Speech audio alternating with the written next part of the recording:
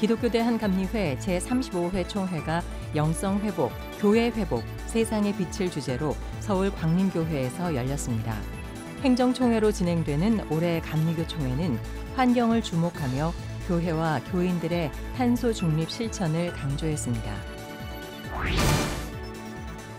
교육부가 추진하는 7차 개정 교육과정에 대해 한국교회 총연합과 사학법인 미션 네트워크가 반대 목소리를 높이고 있습니다.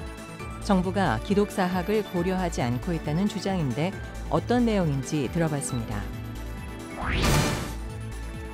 제4회 모두를 위한 기독교 영화제가 오는 30일까지 사흘 동안 진행됩니다.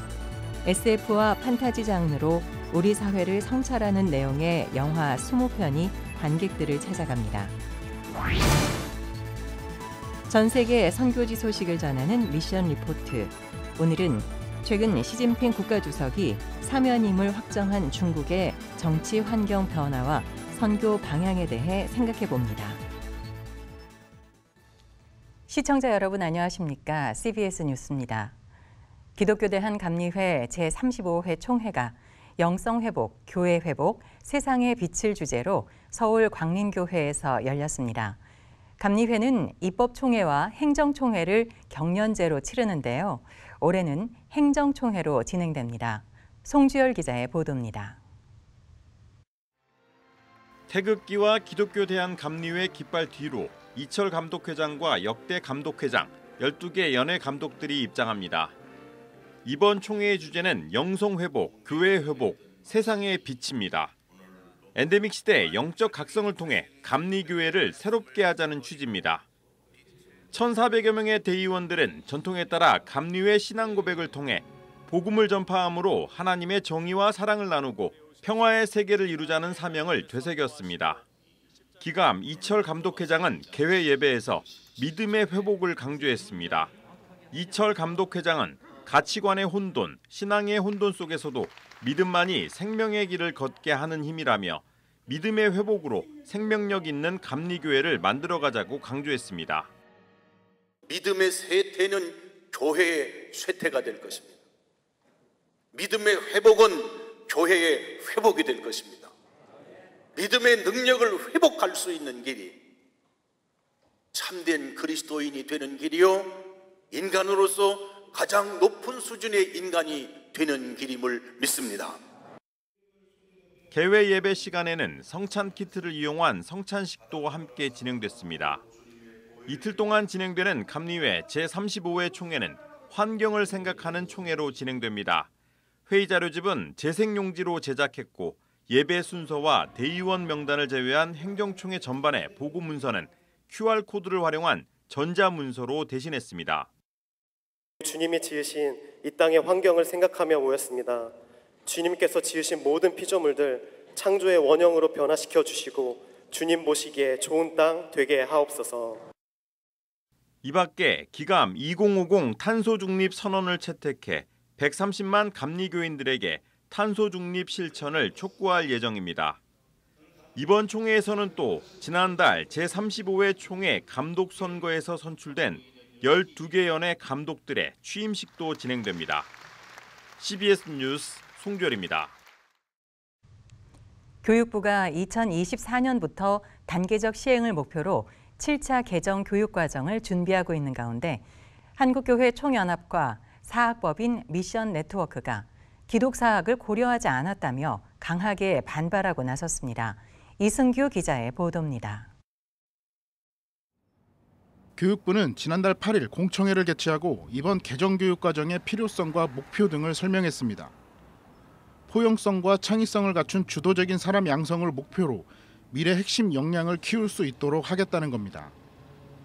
하지만 정부의 개정 교육과정에 대해 한국교회 총연합회와 사학법인 미션 네트워크 등 기독교계가 강하게 반발하고 있습니다. 이들은 긴급 기자회견을 열고 시대 변화를 담아내고 미래 발전 방향을 제시하는 교육과정은 분명 필요하다면서도 다양한 교육 가치를 구현해야 할 국가의 책무를 방기하고 있다고 지적했습니다. 교육부와 국가교육위원회는 기독교 학교를 비롯한 전국의 사립학교의 존재를 전혀 고려하지 않은 채 국공립학교 위주의 교육과정을 모든 학교에 일률적으로 적용함으로써 다양한 교육 가치를 구현해야 할 국가의 책무를 방기하고 있다. 한교총과 사학법인 미션 네트워크는 이번 교육과정 개정안이 사립학교의 존재를 전혀 고려하지 않고 국공립학교 위주의 교육과정을 모든 학교에 일률적으로 적용하고 있다고 주장했습니다. 이들은 또 헌법의 근간이 되는 자유민주주의 가치를 훼손하고 왜곡된 역사관을 가르치려는 일체의 시도를 용납할 수 없다고 덧붙였습니다. 한교총과 사학법인 미션 네트워크는 고교 학점제 도입에 대해서도 반대했습니다. 고교 학점제 도입에 앞서 대학 입시 제도가 개선돼야 하지만 정부가 입시 제도 변화 없이 고교 학점제를 강행하려 한다는 이유에서입니다. 한교총과 사학법인 미션 네트워크는 2022 개정 교육과정은 국민적 합의를 토대로 추진해야 한다며 편향된 내용을 전면 폐기하고 고교 학점제에 대한 면밀한 준비를 촉구했습니다. 우리는 이번 2022 개정 교육과정으로 인해 사회적 갈등이 증폭되고 있는 현실에 참담함을 느끼며 충분한 국민적 합의가 도출되지 않은 상태에서 본 개정안을 무리하게 추진하는 일체의 시도를 중단할 것을 요구합니다. 이들은 특히 종교계 사립학교가 종교적 건화기념을 자주적으로 구현할 수 있도록 전향적인 교육과정을 마련하라며 기독교 학교의 정체성과 존립은 결코 흥정의 대상이 될 수 없다고 강조했습니다. CBS 뉴스 이승규입니다. 제4회 모두를 위한 기독교 영화제가 내일부터 30일까지 사흘 동안 진행됩니다. 올해 영화제는 SF와 판타지 장르의 영화를 통해 오늘날 우리 사회를 성찰하는 내용으로 진행된다고 하는데요. 기발한 상상력으로 생각할 거리를 주는 20편의 영화들이 관객들을 찾아갑니다. 오요셉 기자입니다. 모두를 위한 기독교 영화제가 28일부터 30일까지 네 번째 축제장을 엽니다. 지난 2019년 시작된 모기영은 혐오 대신 도모, 배제 대신 축제를 목표로 오늘날 그리스도인들이 깊이 생각해봐야 할 다양한 주제들을 영화를 통해 제시해오고 있습니다. 특히 비기독교인들도 함께 즐길 수 있는 영화들을 소개하며 교회의 울타리를 넘어 세상과의 소통과 공감의 장을 만들어오고 있다는 점에서 더욱 의미 깊습니다. 올해 주제는 실상 가상. 엎친 데 덮친 격이란 사자성어가 떠오를 정도로 끊임없이 다양한 위기가 중첩되고 있는 오늘날 우리 사회의 실상을 가상의 이야기를 통해 직시해보자는 의미를 담았습니다.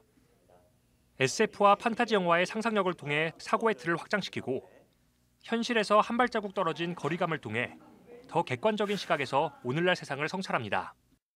영화는 우리의 실상의 단면을 잘라서 보여주는 것이다 라고 말을 하거든요.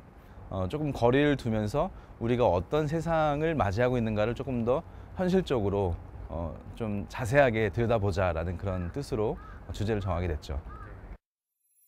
이번 영화제에선 총 20편의 영화들이 관객들을 찾아갑니다. 개막작으로는 완벽한 배우자를 대체할 휴머노이드 로봇 실험에 참여하게 된 한 여성의 이야기를 그린 영화 I'm Your Man이, 폐막작으로는 너에게 가는 길이 선정됐습니다. 또 기억을 기록하는 기계를 다룬 영화 리메모리 기억 추출, 출입국 관리소의 부패한 의사가 특별한 능력을 가진 시리아 소년을 만나며 겪게 되는 이야기를 담은 주피터스 문, 시골 미션 스쿨에서 한 소녀가 예수님을 만나게 되는 내용의 나는 예수님이 싫어요 등 다양한 작품들이 준비됐습니다. 주제와 관련된 영화 외에도 영화제 프로그래머들이 뽑은 추천 영화와 모기영 참가자들이 선택한 영화 등도 마련돼 선택의 폭을 넓혔습니다. 모기영 측은 우리 사회의 혐오와 배제는 결국 낯선 존재에 대한 두려움으로부터 시작되는 것이라며 미지의 세계를 주제로 한 이번 영화제가 관객들에게 조금 더 열린 생각을 갖게 해주는 계기가 되길 바란다고 전했습니다. 또 오늘날 미디어에선 온 사회가 양극단으로 나뉘어 극심하게 대립하는 것처럼 비춰지지만 우리가 실제 마주하는 이웃들은 그렇지 않다며 다양한 생각들을 건강하게 나눌 수 있는 문화를 형성해 나가겠다고 밝혔습니다. 이런 영화들을 통해서 우리가 내가 잘 모르는 부분들에 대해서 조금 더 열린 생각을 갖게 되는 계기가 됐으면 좋겠다. 제4회 모두를 위한 기독교 영화제는 이번 주말까지 서울 종로구 에모시네마에서 진행됩니다. CBS 뉴스 오요셉입니다. 전 세계 선교지 소식을 전하는 미션 리포트. 오늘은 최근 시진핑 국가주석이 사면임을 확정한 중국으로 가봅니다.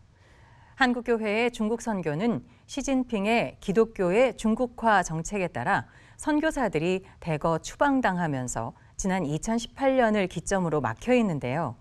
향후 중국 선교의 방향을 진지하게 고민해야 할 시기입니다.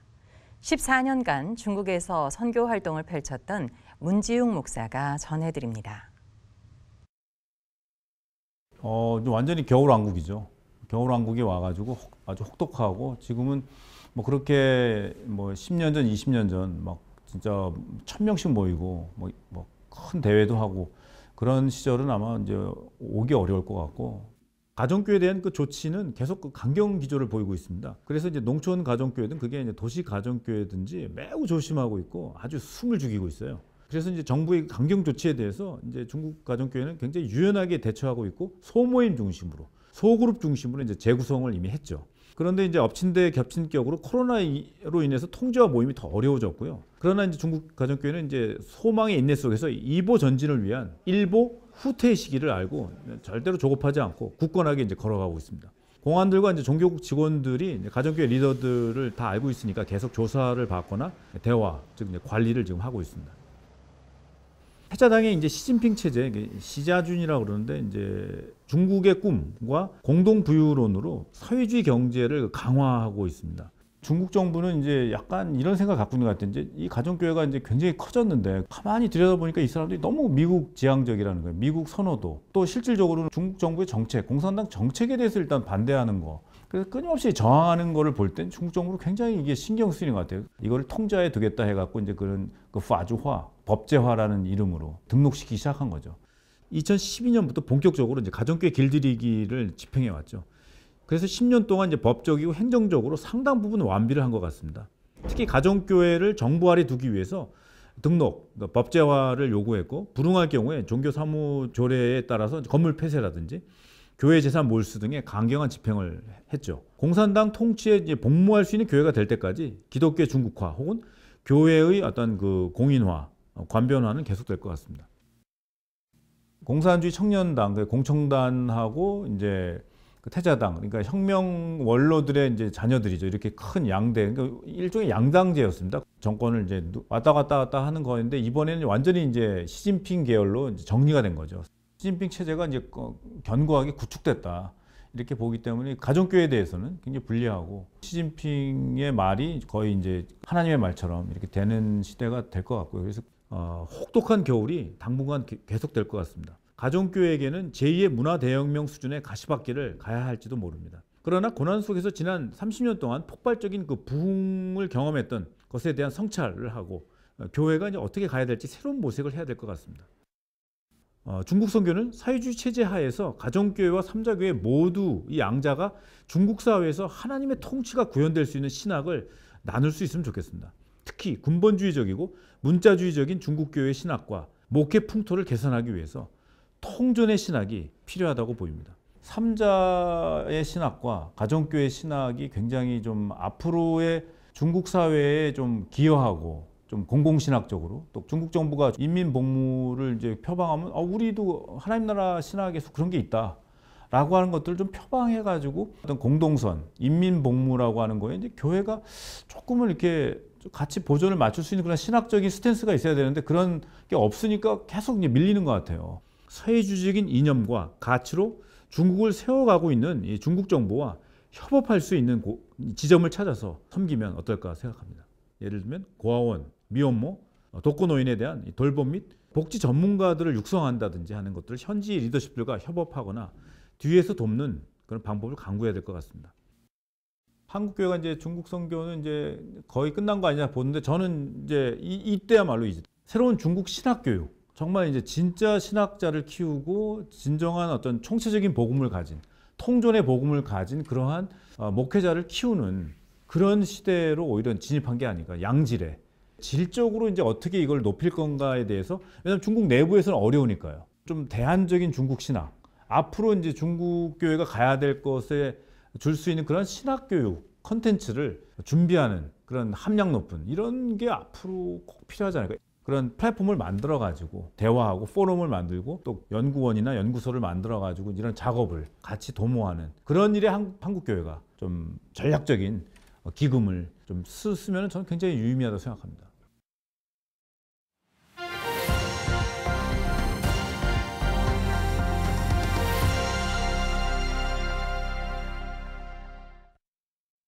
간추린 지역교계 소식입니다. 부산 수영로교회와 해피미스테리가 함께 제작한 방탈출 게임 아웃도어 미션 게임 인투 더 바이블이 종교개혁 주간을 맞아 수영로교회에서 처음으로 진행됐습니다. 포항시 기독교교회연합회는 흰남노로 큰 상처를 입은 포항 시민들을 위로하기 위한 음악회를 열었습니다.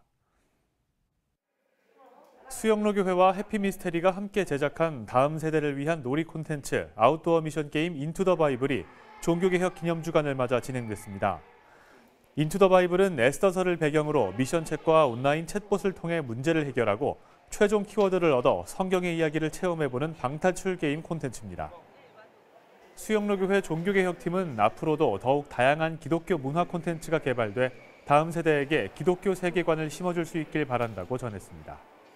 청년 세대 그리고 다음 세대들이 교회에서 성경적인 배경을 가지고 건강하게 놀 수 있는 장을 만들고 싶었습니다.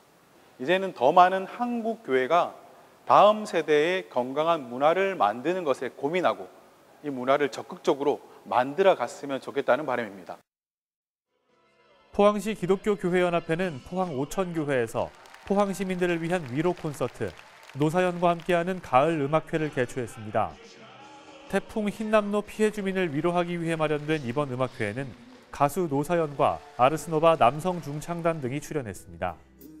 오늘 이 음악회가 우리 포항에는 눈물을 닦아주는 그런 음악회, 또 우리의 가슴에 희망을 다시 한번 품게 하는 그런 음악회가 되었으면 좋겠다 싶은 마음이. 대구 성시화운동본부와 대구 경북 홀리클럽은 제23회 대구 성시화 대회를 열고 그 첫 번째 순서로 출산과 보육 워크숍을 진행했습니다. 주강사로 나선 전남출산운동본부 박영종 이사장은 정부 출산 정책의 문제점과 대책이라는 제목의 강연을 진행했습니다.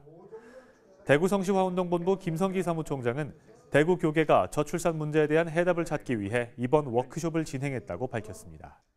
요즘에 많이 고민하는 저출산 고령화 문제에 대해서 대구 교회가 해답을 찾고 그 해답을 구현해 보기 위해서 이런 시도를 하게 되었습니다. 우리 대구 교회가 전국 교회와 또 시대의 과제를 해결하는 데 앞장설 수 있도록 함께해 주시기를 바랍니다. 영덕군 기독교연합회는 영덕읍교회에서 서울 삼일교회 송태근 목사를 초청해 부흥회를 개최했습니다. 이번 부흥회는 교회의 갱신과 신앙 회복을 위해 마련됐으며 목회자 부부 세미나도 함께 진행됐습니다. 내일은 전국에 대체로 구름이 많은 가운데 동해안은 가끔 비가 내리겠습니다. 내일 아침 최저 기온은 4도에서 13도, 낮 최고 기온은 15도에서 22도로 예상됩니다. 이상으로 CBS 뉴스를 마칩니다. 시청해 주셔서 감사합니다.